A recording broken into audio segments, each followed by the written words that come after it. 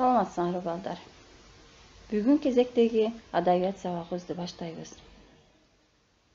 Бүгүнкү сабакта биз силер менен Райкан Шукурбековдун "Тоо эчки" деген чыгармасы менен таанышабыз. Сабактын максаты жана көрсөткүчтөр. Райкан Шукурбековдун "Тоо эчки" чыгармасы менен таанышасыңар.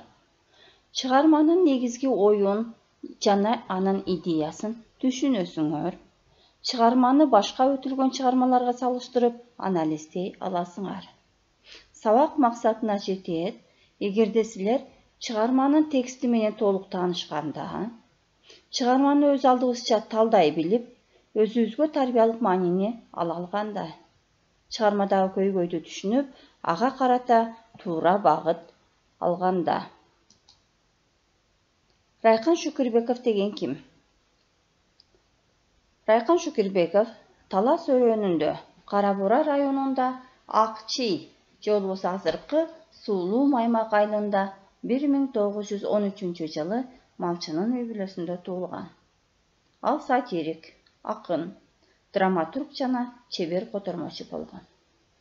Өзүнүн чыгармаларын бүтүндөй эл турмушунун бай казынасынан сүзүп алып, аны аземдеп, адемилеп туруп, кайра элдин өзүнө тартуулаган. Бирок акын элдин көңүлүн жалган кооздук менен алагды кылбастан, таасирдүү, мазмуну терең чыгармалар менен ыраазы кыла алган. Райкан Шукурбеков агайыбыз 1964 жылы дүйнөдөн кайткан. Эми балдар, бүгүнкү чыгармабыз "Тоо эчки" жөнүндө болуп атат. Силер билесиңерби, тоо эчки кандай жаныбар? Тоо эчки ача туяктуу сүт эмүүчүлөрдүн көңдөй мүйүздүүлөр тукумунун уруусу.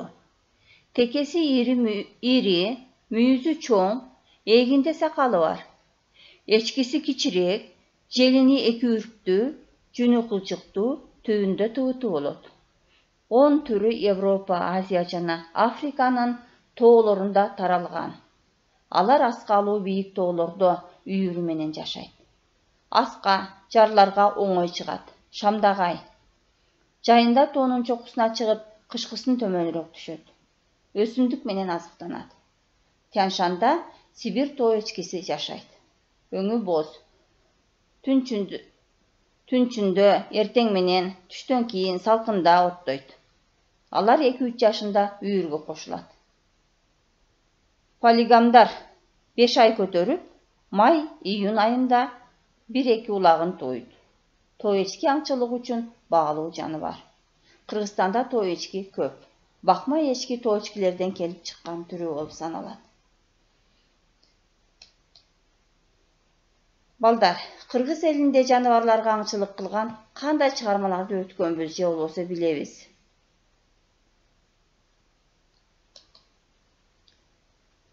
Биз силер менен Кожо Жаш эпосун укканбыз. Анын кээ бириңер кинолорунда көргөнсүңөр.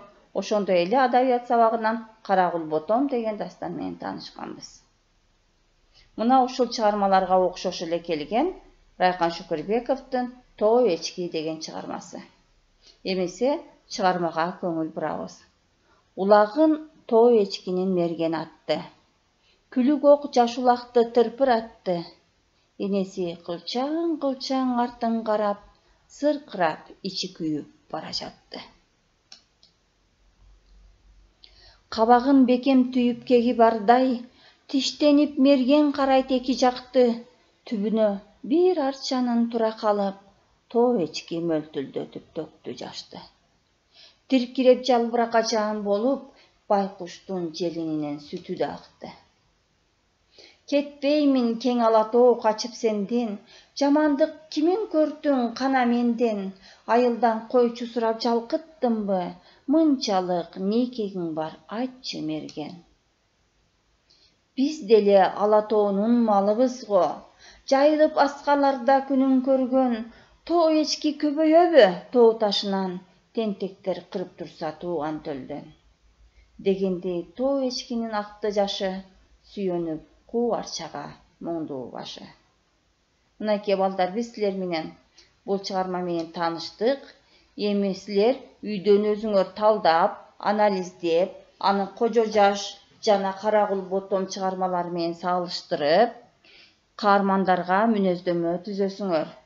Мерген жана Тоочкиге карата Вендин диаграммасын түзөбүз. Саламатта калгыла.